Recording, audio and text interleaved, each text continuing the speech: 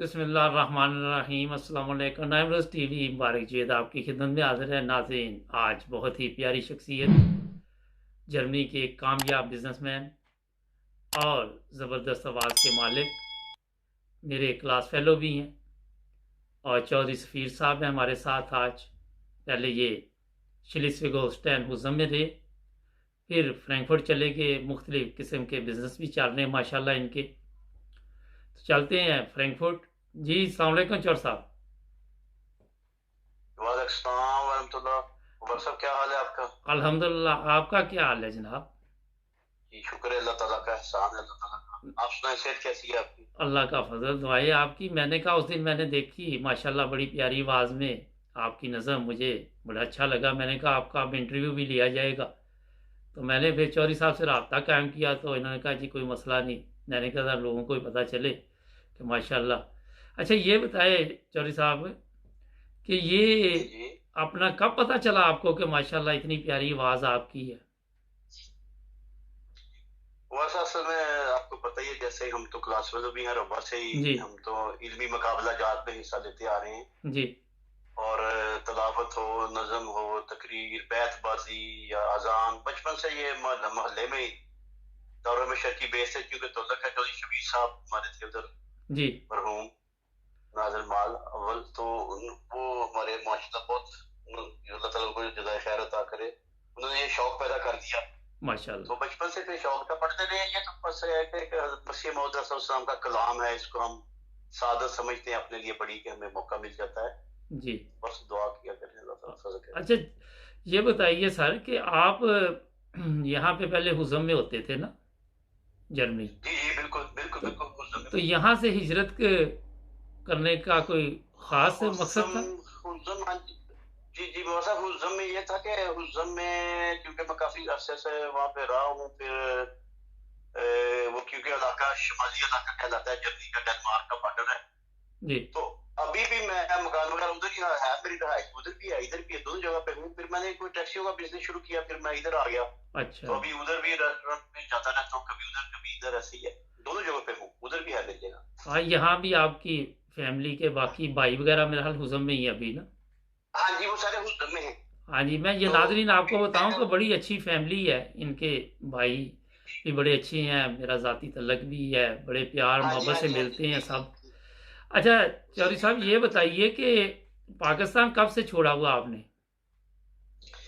جی ویسا وہ 84 میں جب حضرت خلیفۃ المسیح رابع رحمۃ اللہ تعالیٰ نے ہجرت کی ہے، جی تو ان کے چند ماہ بعد پھر ہم نکلے وہاں سے، تو پہلے سویڈن آئے تھے، اچھا تو 1 سال سویڈن میں رہے ہیں، 1 سال کے بعد پھر وہ ان کی پالیسی کچھ ایسی تھی کہ وہ ہمیں ویزے نہیں دے رہے تھے، تو خلیفۃ المسیح رابع رحمۃ اللہ تعالیٰ نے فرمایا کہ آپ یہاں سے ملک کو چھوڑ دیں، ٹھیک تو انہیں کی وجہ بنی، پھر ہم نے سویڈن کو 1 سال کے بعد چھوڑا، اور 85 میں جرمنی آ گئے تھے، تو وہیں سے ہم، کیونکہ گوتنبرگ سے مربی صاحب نے فیری پہ بٹھایا، تو ہم وہ ایک پورٹ ہے کیل، کیل شہر ہے وہاں پہ، جی ہم کیل آ گئے، پھر کیل سے انہوں نے ہمیں جو ڈیوائڈ کیا تو ہم اس میں چلے گئے، تو اسی طرح بس ٹھیک 84 سے نکلے ہمیں۔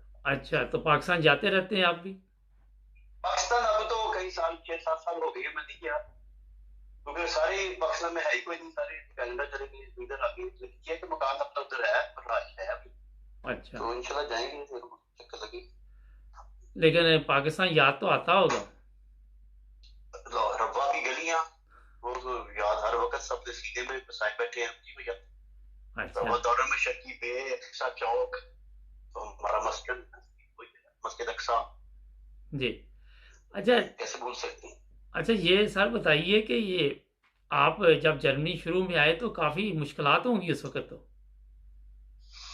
جی جی ویسا وہ دور ایک اور دور تھا، آج کل تو وہ ایسی مشکلات ہے جو نئے آنے والوں کو نہیں پتا، ہم نے تو بہت دھکے کھائے ہیں پہلے، کیونکہ اس وقت تو جماعت ابھی منظم نہیں تھی، جی تو ہم جب آئے ہیں تو سب سے پہلے کیونکہ ہیمبرگ میں ایک ہمارے اس وقت مربی تھے لائق صاحب، جی مربی سلسلہ، تو ان کو پہلے ملاقات ان سے ہوئی ہے، پھر جماعتیں تو ہم نے خود ہی بنائی ہیں، ادھر مسلم کی جماعت بھی بنانے والے ہم ہی ہیں، اب تو اللہ کے فضل سے وہ مسجد بن رہی ہے، ہاں قریب بن جائے گی، جی تو اس وقت وہاں پہ کچھ نہیں تھا، تو ہمیں انہوں نے گاؤں میں بھیج دیا، وہاں سے پھر شہر آنا سائیکلوں پہ بڑی مشکل سے، پھر کام ڈھونڈے ہوئے آہستہ آہستہ، پھر اللہ تعالیٰ نے بڑا فضل کیا، جماعتیں قائم ہو گئی، پھر جی خلیفۃ المسیح رابع رحمۃ اللہ کے دورہ جات ہیمبرگ میں آنا ان کا، پھر ایک سلسلہ شروع ہو گیا تھا بات کا۔ اچھا تھوڑا پیچھے چلتے ہیں.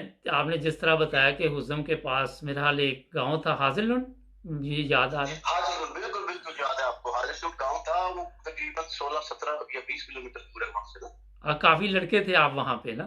وہاں ہم گروپ کی شکل میں ایک گاؤں میں تھے، انہوں نے ہمیں جگہ دی تھی رہنے کو، تو پھر وہاں سے ہم آہستہ آہستہ پھر موو ہوئے ہیں حزم میں آگے، جی تو کچھ کام وغیرہ بھی مل گیا ادھر ہی حزم میں۔ میں نے تو شپ پہ کام کیا شروع میں، فیری پہ بہت زیادہ۔ اچھا تو وہ جرمنی کے شمالی علاقہ جات بڑے خوبصورت ہیں، وہ دیکھنے والی ہیں۔ وہ زیولٹ ایک جزیرہ ہے، امرومف، یہ بہت مشہور ہے۔ تو اچھا جرمنی کے زیادہ تر لوگ جو ہے ادھر جاتے ہیں سیر کرنے کے لیے۔ بالکل جاتے ہیں. اچھا یہ بتائیے سر کہ آپ نے ماشاءاللہ جو میں نے ایک چیز دیکھی کافی کامیاب زندگی گزاری آپ میرا سب سے پہلے فیملی میں ہے جو باہر آئے تھے یہاں. جی جی جی، میں کوئی 19 سال کی عمر میں نکلا تھا پہلے، تو اس وقت جب مسیح رابع کی ہجرت ہوئی ہے تو میں نے اپنی والدہ محترمہ اللہ تعالیٰ علیہ کی رحمت کرے ان سے کہا کہ مجھے بھی بھیج دیں۔ تو اچھا وہ تو نہیں مانتی تھی، وہ کہتی تم چھوٹے ہو ابھی واپس آ جاؤ گے۔ بہرحال میں نے ضد کی تو بہرحال اس وقت پھر میں نکلا ہوں، چھوٹا تھا۔ بڑے بھائی یہ چودھری منیر صاحب جو حزب میں صدر جماعت بھی رہے کافی عرصہ، جی جی وہ ابو ظبی میں تھے، پھر وہ بھی آ گئے۔ دوسرے چودھری نصیر صاحب بھی پھر پاکستان سے ان کو بھی منگوایا، جی. پھر آہستہ آہستہ سارے ہجرت کر کے پاکستان۔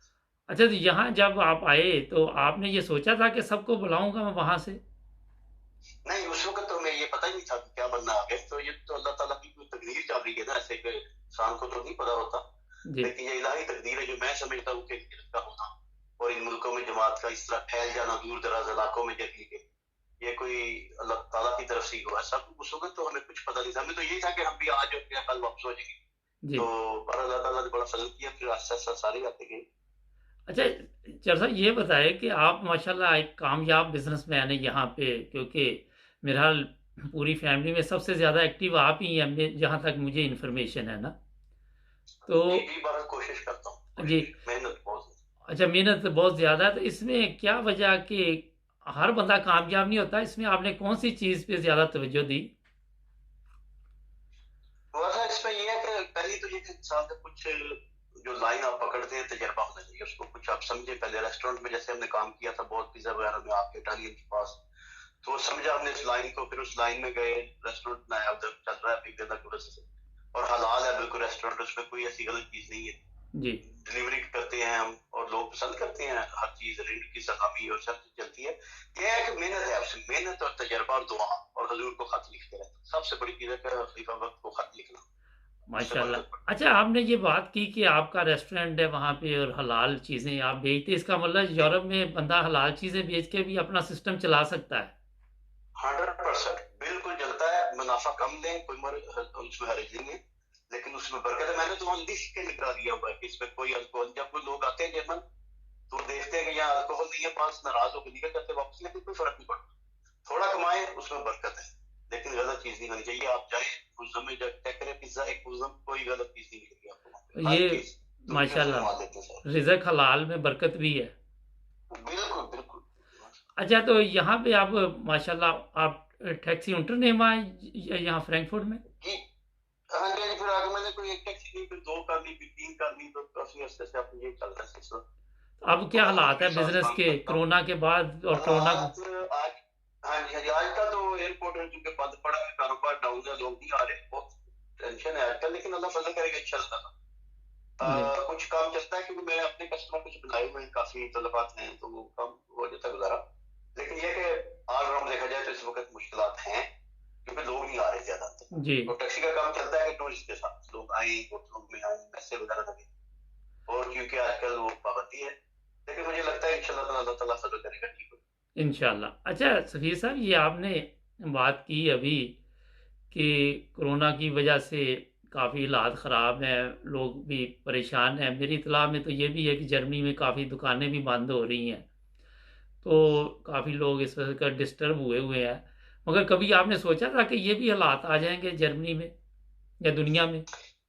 نہیں نہیں، یہ تو بہت اچانک ہوا ہے، یہ تو خلیفۃ المسیح کی جو بات منہ سے نکلی تھی کہ آپ مارکیٹوں میں جائیں گے ایک دم تو چیزیں نہیں ملیں گی، ریگال خالی ہوں گے، وہ تو میں حیران ہو گیا کہ مرزا جب ہم جاتے تھے یا ابھی حال ہی میں، تو وہ چیزیں واقعی بالکل ان کی بات پوری ہو گئی ہے कि वो चीजें नहीं मिलती थी, टॉयलेट पेपर के पीछे लड़ाई हुई है सच समझ लो।